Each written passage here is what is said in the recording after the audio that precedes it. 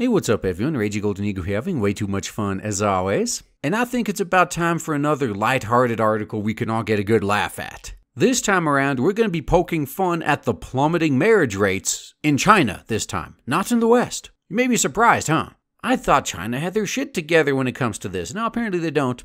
But just wait till you find out whose fault it is. I mean, it's gotta be men's fault again, right? It's gotta be those damn commitment-phobic men again. If it's not men, it's gotta be porn's fault, because of course it is, right? All of society's ills can be blamed on porn. It's obvious that porn is giving these men unrealistic expectations. Or China's marriage rate plummets as women choose to stay single longer. This is not good. Not good for you guys, is it? If it's women's fault, what can you do? You can't say anything to them. If it was men's fault, we'd be seeing article after article telling us to man up. But if it's women, you're not going to see the reverse of that, are you? No one's going to be telling these women to woman up. So while we wait for them to find a way to blame men for this, let's go through some of this surprisingly factual reporting done by NPR, which is pretty unusual. The first bit of the article, funny enough, actually goes through what's known as a Shanghai marriage market, which is pretty much where parents go to try to arrange a marriage for their kids. And with reference to that, we get to this first interesting bit right here. She doesn't agree with what I'm doing, says Wang, but she respects her parents' wishes. Young people these days don't care about marriage. They don't pay enough attention to our traditional values. Their views are becoming more Western. Depending on how you look at it, there's really not a problem here as far as I'm concerned. One of the few positive side effects of globalization is, as you're exposed to other cultures around the world, chances are you're gonna find one that you're gonna like a whole lot better than your home country. And in the past, this is something your home country would deal with by simply gatekeeping and blocking all elements of that foreign culture. And they always claim, it's about protecting our values. What that really translates to is it's all about protecting our power. The people who used to hold complete power over you when you didn't know there were better options don't want you leaving them for better options. And one place where this is most apparent is, marriage.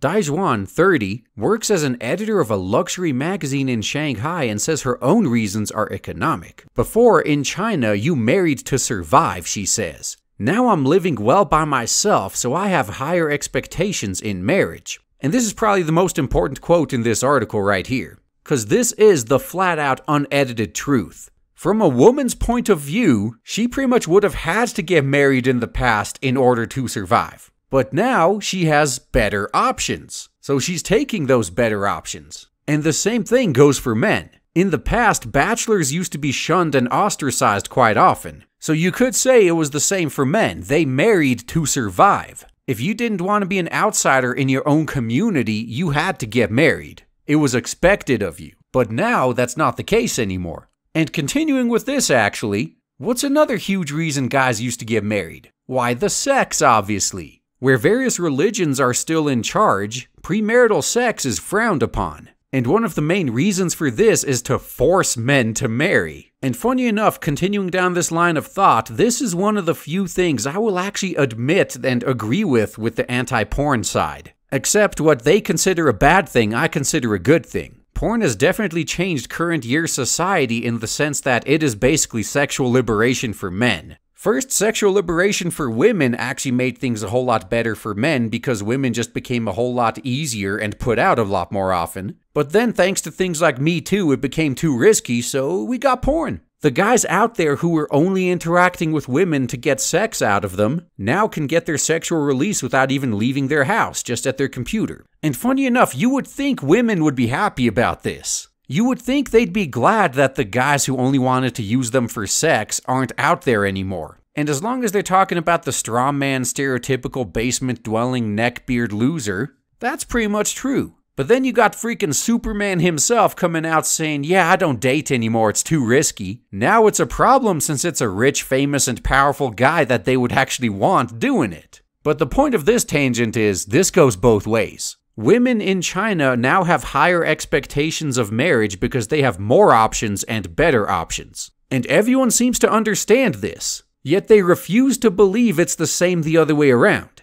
It's the same for men, trust me. Men as well have higher expectations in marriage or even just relationships because they also have more options and better options. And yet when a man points that out, he gets shamed for it. Ah, you're not a real man. Well, I've covered shaming in multiple videos before. The key takeaway is shaming only works when it's coming at you from someone whose opinion of you actually care about. So once you stop caring what random people think about you, it's never going to work on you again. So getting past the high point of this article, we now get to exactly what I predicted was going to happen in the first place. How do we blame men for this? Let it begin. In reference to all these options making people pickier, that can work both ways, says Josephine Pan, the 45-year-old Shanghai CEO of FCB, an advertising firm. In a traditional society like China's, she says, men are intimidated by her title. Yeah, we've heard this before, haven't we, guys? It's not the fact that we'd literally gain nothing from marrying you, it's that we're intimidated by you. That has to be it. And even then, it's not like there aren't a lot of guys out there who would want to marry her, but she's too good for them.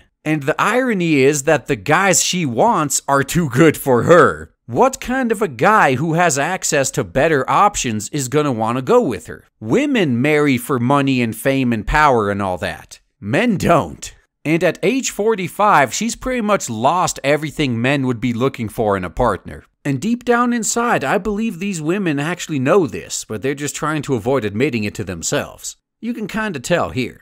They don't want a female CEO as a girlfriend or wife, says Pan. Maybe they feel it's a big threat to them. I'm not an arrogant person like all the time showing off my title. I keep it very low profile. But no matter how low profile you keep intimidating them. Yeah, it's intimidation, of course it is. You know what? Why don't you try this experiment? I'm sure you have plenty of 45-year-old friends who are also single and aren't CEOs. How about all of you try going after the same guys and see if any of you has any luck? Because I'd be willing to bet that if all of your much poorer friends were going after the same guys you were, they wouldn't have any better luck than you. Because the type of guy that you're going after has access to the nice hot 18 and 20-year-olds. That would prove once and for all that it's not your title. It's not that they're intimidated by you. It's that you no longer have what a guy would be looking for in a partner in the first place. And unfortunately for you, there's nothing you can do about it now except lower your standards and get with the guys who are actually trying to get with you. And the sooner you accept this fact, the better off you'll be, trust me. And this kind of attitude is going to be important when you have stats like this showing up.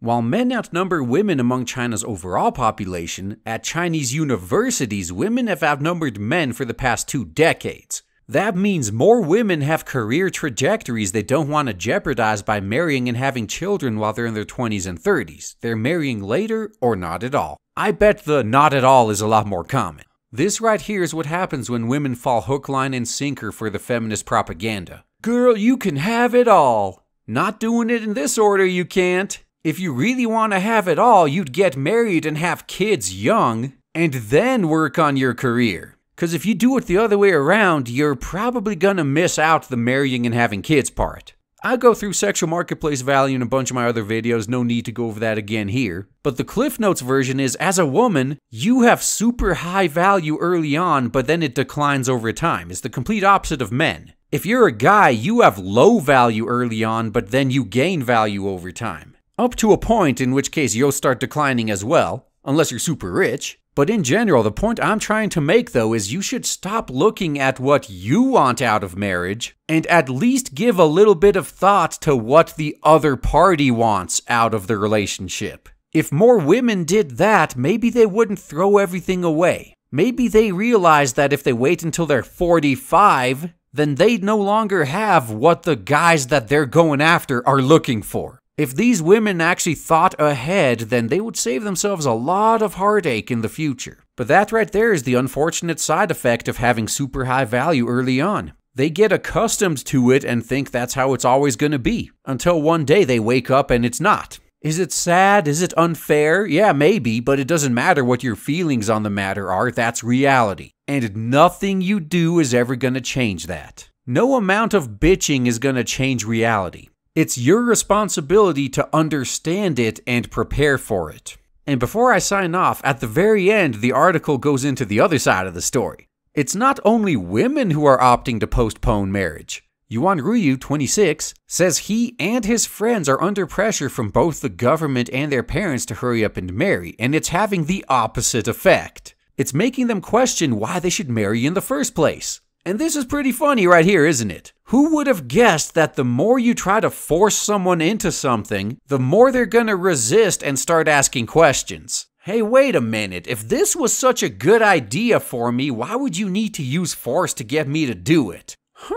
Maybe I should start looking in behind the scenes a little bit, just take a look at the man behind the curtain, so to speak. Maybe I'm not being told the whole story here. And these men understand it. This guy right here, he is the definition of woke that the SJWs in the West think they are. In China, he says, young people are supposed to do as they're told by their parents and the government. You're supposed to believe that our country is the greatest and that we should listen to the government and our parents, but it's all propaganda. It's a trap. It's not for our own good, but for theirs.